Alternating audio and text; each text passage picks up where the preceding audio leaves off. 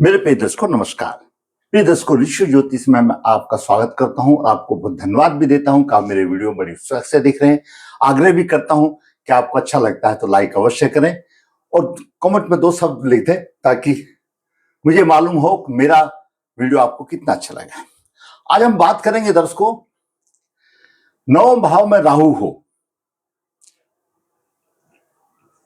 और व्यवसाय में परेशानी और व्यवहार में बाधा, ये 3 विषय हम एक कुंडली में विचार करेंगे। तो मुख्य है 9वें भाव में राहु। ये कुंडली के 12 भाव हैं। ये लगन स्वयं का प्रत्यय, द्वितीय भाव धन का, तृतीय पराक्रम, चतुर्थ भाव सुख का, पंचम भाव शिक्षा बुद्धि का, छठा भाव लोक शत्रु ऋण का, साहस का, सप्तम भाव जीवन साथी का, अष्टम भाव जीवन आयु का, और यह है 9वां भाव। ये 10वां भाव व्यवसाय का भाव है, एकादश भाव आमदनी का, द्वादश भाव खर्चे का भाव है। यहां पर अगर राहु हो, आपके 9वें भाव में राहु हो तो क्या फल देगा? मेन एम ये है 9वें भाव में राहु हो तो क्या फल देगा। दर्शकों, आम आदमी हम हमेशा कहते हैं कि राहु शनि जैसे प्रभाव देता है। राहु एक प्रत्यकारी ग्रह भी है। 9वां भाव, पहला, 5वां, 9वां, ये धर्म त्रिकोण है और धर्म त्रिकोण की ऊंचाई वाला है 9वां भाव, जिसको कि हम भाग्य भाव भी कहते हैं। धर्म भाव है, भाग्य भाव है। तो राहु यहां पर 2 प्रकार से काम करता है। 2 लगन होते हैं, एक होता है देव लगन, एक होता है आसुरी लगन। देव लगन में कौन सी राशि आती है? मेष राशि, कर्क राशि, सिंह राशि, वृश्चिक राशि, धनु राशि और मीन राशि, जिनके स्वामी चंद्रमा, सूर्य, मंगल और गुरु हैं। और आसुरी लगन में आती है वृषभ राशि, मिथुन राशि, कन्या राशि, तुला राशि, मकर राशि और कुंभ राशि, जिनके स्वामी बुध और शुक्र शनि है। तो राहु बुध और शुक्र शनि का मित्र है और राहु सूर्य, चंद्रमा, मंगल और गुरु के साथ शत्रुता रखता है। ये शत्रु राशि है। अगर आपके 9वें भाव में शत्रु राशि है तो कदाचित अच्छे फल नहीं देगा, और 9वें भाव में आपकी मित्र राशि है तो भी फल देगा। लेकिन एक और बात है कि जो राहु की जो मित्र राशियां है 2, 6, 2, 3, 6, 7, 10, 11, इसमें अगर यहां राहु है, जिस राशि में राहु है उस राशि का स्वामी यहां पर अच्छी जगह पर है तो उत्कृष्ट फल देगा, राजयोग देगा, उसको ऊंचा उठाने में सहायता करेगा। साधारण तौर पर 9वां भाव धर्म का भाव है। धर्म के प्रति वो रूढ़िवादी नहीं, वो धर्म मानते ही नहीं किसी को, पुरानी परंपराओं से मुक्ति चाहते, वो बिल्कुल नहीं चाहते। राहु भटकाता भी है। क्यों? राहु की 9वीं दृष्टि, राहु की 5वीं दृष्टि लगन भाव पर है और लगन स्वयं है, तो राहु भटकाव की स्थिति पैदा करता है। विदेश यात्रा भी राहु कराता है, चुनौतियों का सामना भी कराता है, नई खोज करने में लगा रहता है और किसी का सम्मान नहीं करता, अहंकारी भी होता है। और अग्नि तत्व राशि में मेष राशि, सिंह राशि, धनु राशि में तो साहसी भी हो जाता है, स्वतंत्रता होता है, स्वतंत्र अपने आप को चाहता है और जिज्ञासी बनता है, अहंकारी भी हो जाता है। सिंह राशि में तो बहुत अहंकारी होता है और फिर उसका नुकसान भी उठाता है। धनु राशि में राहु मरण कारक स्थान में है, धार्मिक मान्यताओं से बिल्कुल परे है और उसमें एक अपने आप को अलग ही ले जाता है, वो सबको ढोंग बताता है। यानी 9वें भाव में किसी भी राशि का राहु हो, शत्रु राशि का राहु हो, तो वो अलग परंपरा है, धर्म को मानता ही नहीं, किसी का आदर करता नहीं, अहंकारी होता है, ये सारी चीजें उसमें आ जाती हैं। ऐसे जातक को सावधानी बरतनी चाहिए, अधर्म के मार्ग पर नहीं चलना चाहिए, क्योंकि राहु की 5वीं दृष्टि लगन भाव पर है, गुमराह करती है, गलत कार्य करने पर मजबूर कर देती है। सुसाल पक्ष भी अच्छा संबंध बनाकर रखना चाहिए और हमेशा केसर का टीका उसको सावधानी में लगाना चाहिए, उसको ऐसा रहेगा। क्योंकि यहां पर राहु असाधारण उग्र परिणाम दे देता है, असाधारण, जिसकी कोई सोच भी नहीं सकते, और विदेश का कारक है। 9वां भाव उच्च शिक्षा का भी है, पिता का भी है, भाग्य का भी है, धर्म का स्थान है। तो यहां पर राहु अशुभ परिणाम दे देता है। और दूसरी तरफ दर्शकों, व्यवसाय को कैसे प्रभावित करता है? राहु 9वें भाव में, राहु मुख है, राहु से द्वितीय भाव ये व्यवसाय का भाव है, उसको हानि करता है, व्यवसाय की हानि करता है। जो भी होगा और यहां पर जो भी ग्रह होगा राहु से द्वितीय भाव में उस ग्रह में के सुखों में हानि करेगा। राहु पृथकजनक कारक भी है। कैसे? राहु मुख है, अगले भाव की हानि करेगा, मैंने बता दिया। राहु पृथक कारक भी है। पृथक कारक कौन से ग्रह है दर्शकों? सूत्र है सूर्य, शनि, राहु और द्वादश भाव का स्वामी और राहु अधिष्ठ राशि का स्वामी। जिसमें राहु है, केवल राहु है, उस राशि का स्वामी भी पृथक कारक प्रभाव लेता है। सूर्य भी पृथक कारक है, शनि भी है, राहु भी है और ये द्वादश भाव, इसका स्वामी भी पृथक कारक है। इनमें से दो ग्रह जो कि लगन के लिए अकारक हो, आपका कोई भी लगन हो, लगन के लिए अकारक हो, दो ग्रहों का जहां प्रभाव होगा वह पृथक कारक देगा। एक चीज ये भी ध्यान रखिए, अगर बेशक लग्नेश ही क्यों ना होने दो या लगन भाव ही क्यों ना होने दो, जो भी होगा, जो राहु जिस राशि में है वह राशि स्वामी भी पृथकता के गुण ले लेता है। ये बिल्कुल सूत्र है और हमने उसको आजमाया हुआ देखा है। तो यहां पर पृथकवादी देगा। तो 5 ग्रह पृथकवादी है। यहां पर राहु की जहां पर भी दृष्टि जाएगी, कहां पर जाएगी? राहु पंचम दृष्टि से लगन भाव को देखता है, राहु तीर्थ भाव को देखता है सप्तम दृष्टि से, राहु नवम दृष्टि से यहां पर पंचम भाव को देखता है। तो यहां पर लगन में, तीर्थ भाव में, पंचम भाव में और भी कोई ग्रह है जो पृथकवादी बन गया है तो भी अशुभ, यानी कुछ ना कुछ पृथकता देंगे, कुछ ना कुछ उसकी हानि करेंगे। ये राहु के नवम भाव में प्रभाव मैंने आपको बता दिया। धर्म कर्म को मानने वाला नहीं, विदेश से संबंध उसका बनता है, व्यवसाय में कमजोरी कर देता है, क्यों? उससे नेक्स्ट व्यवसाय का भाव है, कमजोरी कर देता है। अगर शुभ राहु है, राहु 2, 3, 6, 7, 10, 11 राशि में है, तब फल देगा। वो राशि स्वामी आपके अच्छे स्थान पर है तो राहु ऊंचा उठा देगा। तो ये प्राचीन। अब जो हमारे पास कुंडली आई है उसमें देखते हैं क्या है दर्शकों। जातक का जन्म 6 जून 1992 शुक्ल पक्ष है, असली 3 रविवार को हुआ, 4:15 पर सुबह हुआ।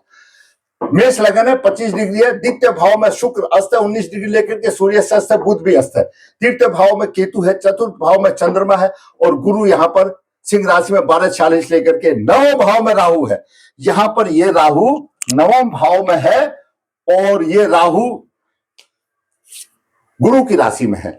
गुरु का 9 पंचम योग बन रहा है। लेकिन जो पहले मैंने आपको सूत्र बताया कि गुरु द्वादश भाव का भी स्वामी है, लेकिन मूल त्रिकोण राशि राहु की, उसकी गुरु की 9 भाव में है, तो 9 पंचम योग बन रहा है। यहां पर गुरु में भी पृथक जनक के गुण आ जाएंगे, प्रभाव आ जाएंगे। गुरुदेव भी एकदम पवित्र नहीं रहेंगे क्योंकि उसकी राशि में राहु आ गया और राहु की दृष्टि यहां लगन पर भी है और गुरु की दृष्टि लगन पर भी है। यानी तीनों धर्म त्रिकोण बेकार हो गए। पहला भाव भी बेकार हो गया और पंचम भाव भी बेकार हो गया और ये नवम भाव भी बेकार हो गया। कहीं ना कहीं भावों की हानि हो गई। पिता से हमेशा वैर रहेगा, पिता से मिलेगा नहीं, तो नवम भाव पिता का भी भाव है। ये मैंने आपके राहु बता दिए। व्यवसाय कमजोर, शनि यहां पर है, राहु से द्वितीय है, व्यवसाय कमजोर होगा। दूसरी बात एक और देखिए दर्शकों, राहु का गुरु का यहां पर प्रभाव है, लगन पर प्रभाव है, तो लगन को सम्मान नहीं मिल रहा। लग्नेश मंगल 29 डिग्री लेकर के है, विष नवास में भी है और वर्गोत्तम भी है, तो परल पितृ दोष हो गया। वर्गोत्तम और विष नवास में हो गया, परल पितृ दोष हो गया। लगन पर राहु और सूर्य, या राहु और गुरु का ये शुभ प्रभाव नहीं है, अशुभ प्रभाव है। और लगन तो बहुत महत्वपूर्ण है। जब पृथकवादी ग्रह यहां पर गुरु पृथकवादी बन गया राहु अधिष्ठ राशि का स्वामी सूत्र के आधार पर, क्योंकि राहु धनु राशि में है, तो सम्मान में कमी देगा, त्रुटिपूर्ण प्रभाव देगा। पंचम भाव में ये ऐसी स्थिति आ गई। तो कमजोर मैंने आपको बता दिया। लग्नेश जब द्वादश भाव में हो गया तो व्यवसाय कमजोर हो गया। यहां पर वर्गोत्तम होने से मतलब इतने मजेदार बात नहीं बनी, क्यों? वो द्वादश भाव में बैठा है। यहां पर केंद्र त्रिकोण में होता तो सोने पर सुहागा होता। पुष्कर नवास में कोई नहीं है। अब बात करते हैं विवाह में क्या परेशानी आ रही है। मैंने कुछ ही बातें विवाह की लिखी हैं, और भी बहुत कुछ है। मेरा बोर्ड छोटा है और वीडियो भी लंबा हो जाएगा। विवाह में विवाह बाधा, द्वितीय भाव का स्वामी और सप्तमेश की युति पाप प्रभाव से हो और सुख तीर्थ भाव में, द्वितीय भाव का स्वामी सप्तम भाव के स्वामी की युति हो और सप्तमे पाप तीर्थ भाव में पाप प्रभावी हो, विवाह में बाधा आएगी। मंगल और शुक्र पंचम भाव में, सप्तम भाव में, नवम भाव में हो, विवाह में बाधा आएगी। चंद्रमा राहु द्वादश भाव में हो और मंगल शनि की दृष्टि हो, विवाह में बाधा आएगी। चंद्रमा से सप्तम स्थान पर मंगल शुक्र पर पाप प्रभावित हो, विवाह में बाधा आएगी। चंद्र और शुक्र लग्नेश से सप्तम वक्री ग्रह हो, चंद्रमा से, शुक्र से और लग्नेश जहां पर बैठा है, बहुत इंपॉर्टेंट पॉइंट है ये।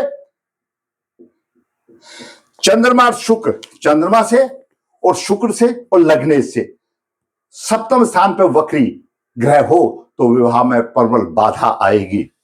सप्तम भाव में राहु दो पाप ग्रह हो, अगर सप्तम भाव में राहु हो और यहां पर दो पाप ग्रहों का प्रभाव हो, विवाह में बाधा आएगी।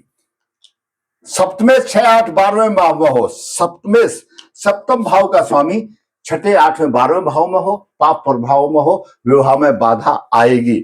लगन और नवास में शुक्र पीड़ित हो, लगन में और नवास में शुक्र पीड़ित हो। लगन में सप्तमेश स्वयं शुक्र है, अस्त है, बाधा आ गई।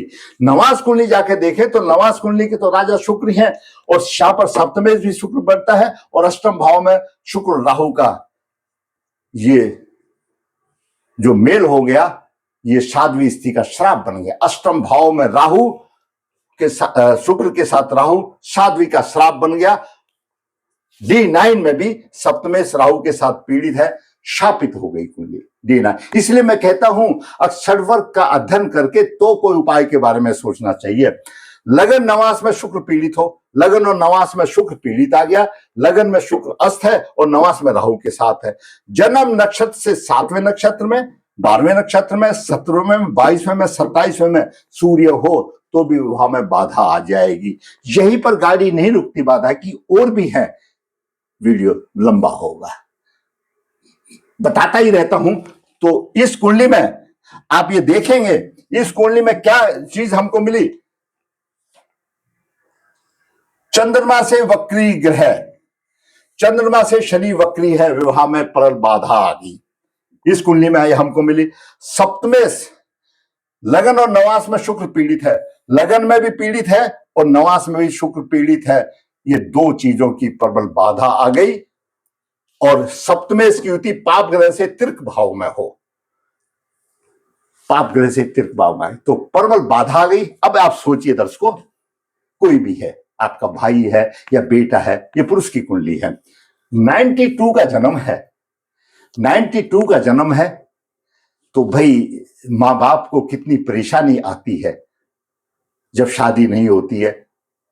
33 ईयर्स का हो गया और शुक्र विवाह का कारक है। शुक्र यहां पर अस्त है और शुक्र यहां पर शापित योग में फंस गया, शादी का श्राप आ गया। जब तक ये श्राप नहीं निकलेगा शादी होना मुश्किल है। भाई देखो, ये तो मैं नहीं कह सकता, और ज्योतिषाचार्य कह दे तो बेशक कह दे, मुझे इतना अनुभव नहीं है, क्यों मैंने देखा है जो शुक्र अस्त होता है उसका भी विवाह होते हैं, जो शुक्र राहु के साथ होता है उसके भी विवाह होते हैं।